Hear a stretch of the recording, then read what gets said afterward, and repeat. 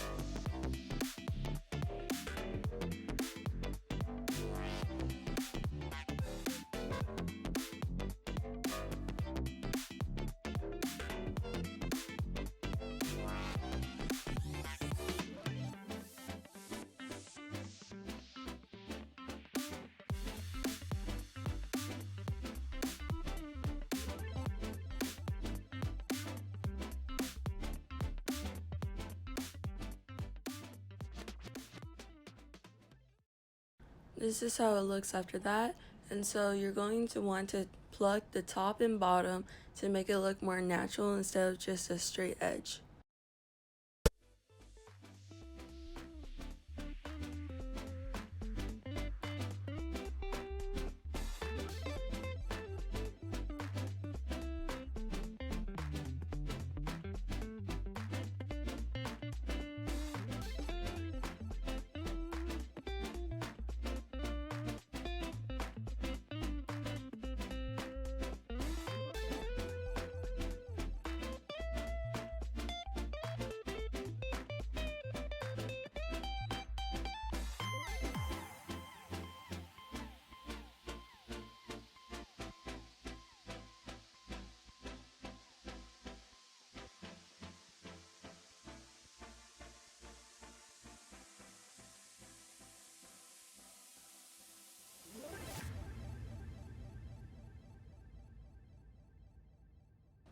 And once you're done with that, you're going to want to go over the middle parts and cut from the edges so it's not as dense and cluttered for the strings that are going horizontal.